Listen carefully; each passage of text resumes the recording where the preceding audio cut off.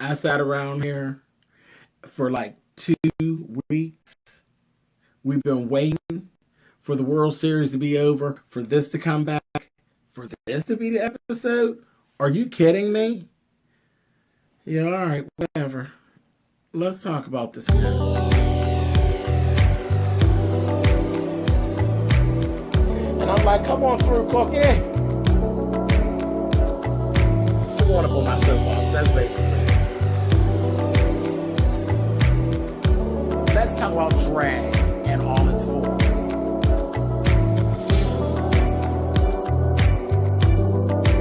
What, Cookie?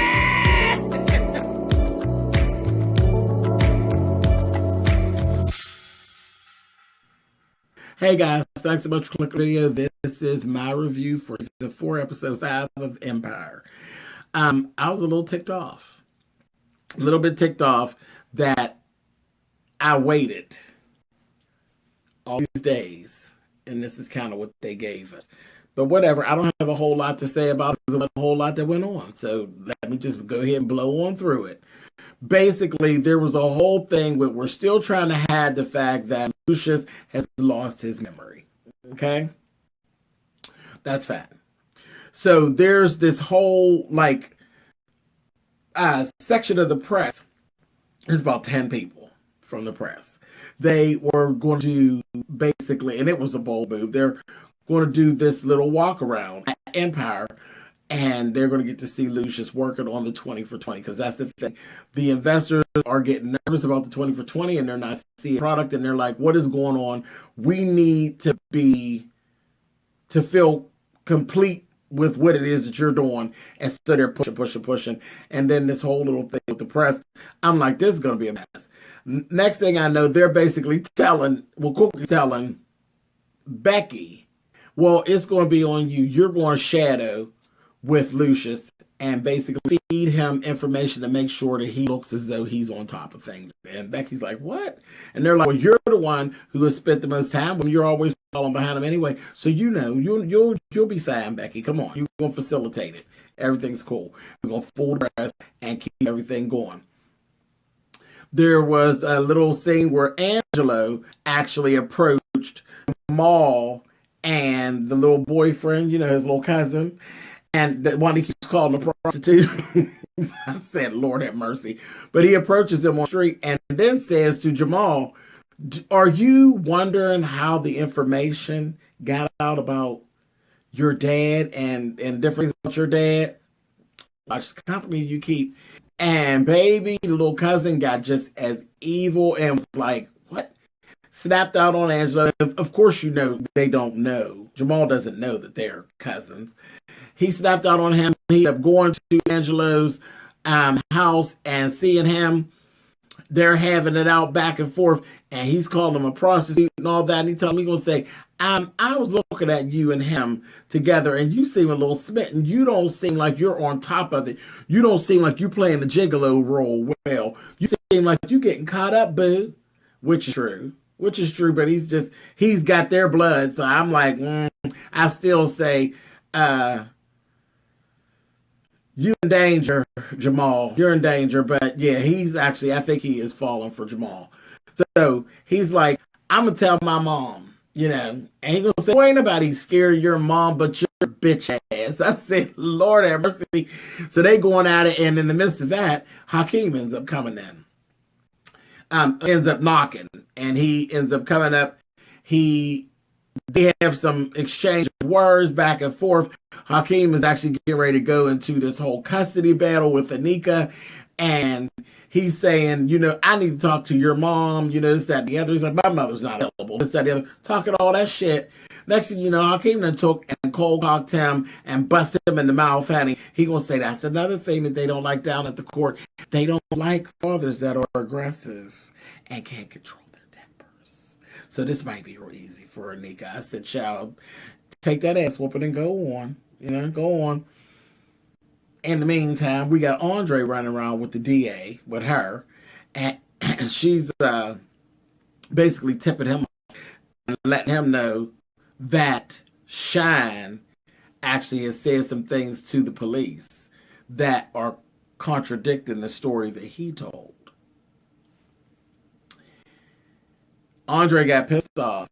She threw it out there. Then she tried to play sexy time with me. He gave her, bitch, get on. Get on. Yeah, that's one thing she don't know about Andre. Andre got some good Peter, but Andre will pull the Peter from you in a good hot minute. He'll take it right from you. So I laughed at her. I said, girl, you playing yourself with Andre like that. He left one out. And found out later he approached Shine. She lying. She lying. Shine said, I ain't seen no damn cops. I ain't talked to no cops. And you better get out my face. Your paranoid bullshit. And he ends up telling Shine, I don't care anymore. If you tell my parents, you don't threaten me with that no more. So Andre's kind of spinning. He's kind of weird. He don't know where he want to be. So I'm like, okay, what is all this about? So he goes off about his business. We go through all of those things. We got Lucius down here, and while all this stuff is going on, this is the part where it got a little corny for me this week. Through all of this, Lucius figures out that when he hears music, something about him and these colors. What's these colors thing about? And he ended up doing this whole sculpture, painting shit on the glass about, and they're like, oh, he's creating. And it was just so damn corny.